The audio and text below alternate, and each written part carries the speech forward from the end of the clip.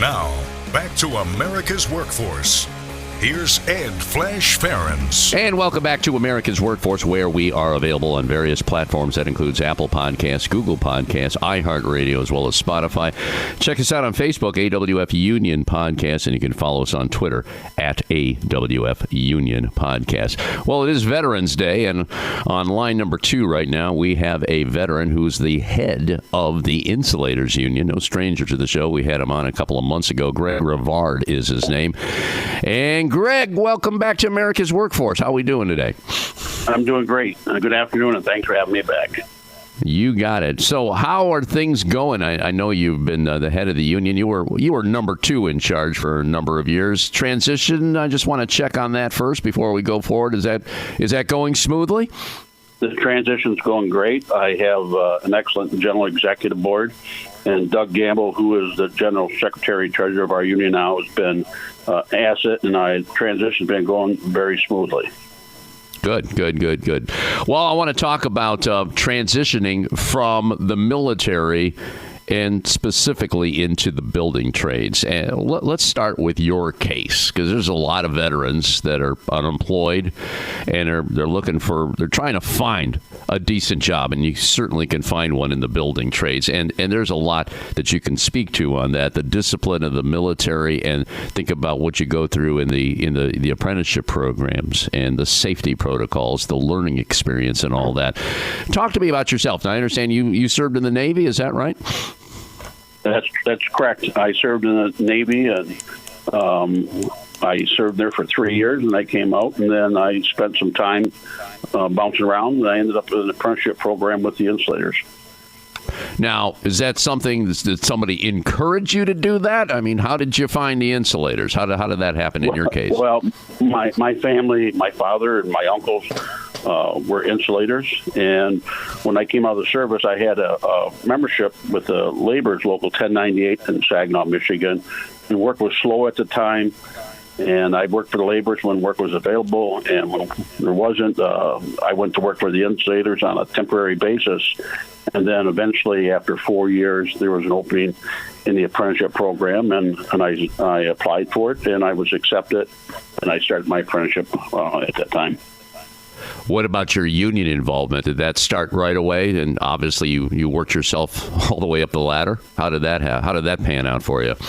Well, the union involvement really started when I was an apprentice, and at the time in the state of Michigan, there was no laws on the books for doing asbestos abatement, and my local was responsible for getting a bipartisan bill submitted and passed at the state. And when that happened, I was actively involved in that, and I became an instructor recognized by the Department of Public Health. And I started teaching asbestos abatement program classes as an apprentice, and then obviously I continued on. I received my journeyman's card. Mm-hmm. And as far as asbestos goes, I mean, they stopped using it, I know, back in what was it, like 78 or 79, but we're still dealing with that today, aren't we? Well, everybody has a misconception that, asbestos products are outlawed, and that's not true. Asbestos products are still being used here in our country and in our state. And that's one of the goals of our international union is to ban the use of asbestos products because it's had such a devastating effect on our membership. Is it primarily in commercial buildings? I mean, if you can explain that a little bit more for our listeners, because as you pointed out, there's some misconceptions there. Now, they were supposed to stop using it or making it. Can you give us some more clarity on that? I think one of the things people have to realize is that asbestos is a naturally occurring mineral, and it's in a lot of products that we use, and it's mined out of the ground. And any product that's manufactured that contains less than 1% asbestos is considered asbestos-free. But put it in perspective, if you take a 100-pound bag of cement, and if there's 1%, that's 1 pound of asbestos fibers, and you're talking 5 microns or less, and that's hundreds of thousands of particles that are released into the atmosphere each day that affects all the construction workers on job sites. Gotcha. Okay. Yeah. Something definitely to be very cognizant of moving forward. You want safety in the trades. Let's talk about the transition. Now, you made the transition from the Navy into the trades, and it seemed to work very well for you.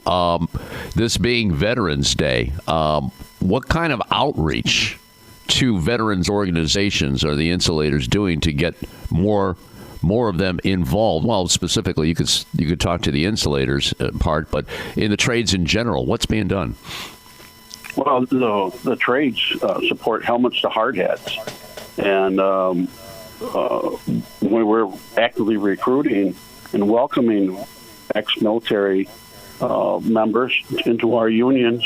They make a great asset. They know how to work. They know how to take orders. They know how to get up every day and be on time. And the apprenticeship programs is the pathway to middle class for those people seeking jobs, quality jobs that pay a living wage and health care benefits and a pension. So military, ex-military people are welcome to our programs, and we encourage them to apply for our programs. Do you have any idea for the Insulators how many veterans make up the Insulators union today? Is it a substantial portion? I can't tell you the exact number because we never used to keep records for it. But this past journal that we have produced, and in recognition of our military members, we have a journal that's dedicated to them, and we have over 3,000 names that we've collected, and they're recognized in our journal for this Veterans Day. What about the recruitment that's going on? I know the trades. You mentioned helmets to hard hats. It's a great organization. We feature them on the show several times. In fact, we're going to be doing more with them. But I'm just wondering, there's a lot of work out there. And obviously there's a lot of people that are unemployed. Veteran population seems to have more unemployment than many populations. I'm just wondering about the outreach and the recruitment that's being done. Can you share some of that with us? Well, we're reaching out to military veterans throughout the U.S. and Canada, and encouraging them to apply for our apprenticeship programs. We have websites, we have online applications. We're encouraging our local unions to modify their apprenticeship programs to make it more easily and accessible for ex-military people to come in. And then obviously, when they come in, we recognize their service, and as far as them being quality candidates that we should accept into our local unions. My question to you, Greg, is the skills that you learn in the military, are they being transferred over to the workforce? I think they're better accepted now than they were in the past.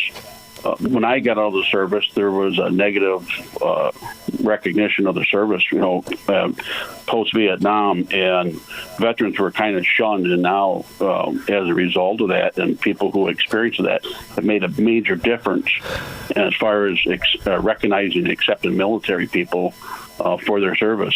And I have a good example too. When I was in the service, I was a gunner's mate tech. I was in the weapons division, and I worked on nuclear weapons. I had a top secret clearance.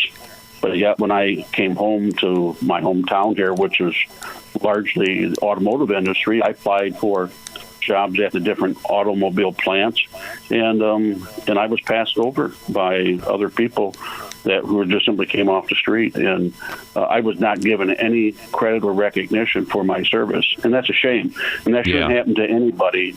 And our goal is to change that, and let's say we obviously we want to encourage military ex-military people to come in, apply for our programs, and bring them in. They're productive. They're on time. They know how to take orders. They're a total asset to any of our unions. Well, it sounds like we're doing a better job. There's always room for improvement, but at least I always say the needle's moving in the right direction on that. And it's frustrating too to somebody in the military when all the skills that they learn and they say, "Well, forget about it. You have to start all over." I mean, I could understand how frustrating that would be for someone, especially going into a line of work like the Insulators or whatever building trade they want to secure for their future. All right, real good. Anything else going on you want to call attention to, Greg, before we button it up here? Well, I just want to say to all our members in our union that I want to tell them that we're deeply grateful for their service, and Veterans Day is a special day that we need to take a moment and think about the sacrifices that they made for both our countries in U.S. and Canada, and be grateful for what they have provided for us. And my hat's off to you, and thank you very much. And thank you for your service as well, Greg. You take care. Thank you so much for joining us here on America's Workforce, and keep up the fight, okay? All right. You have a great day, Flash.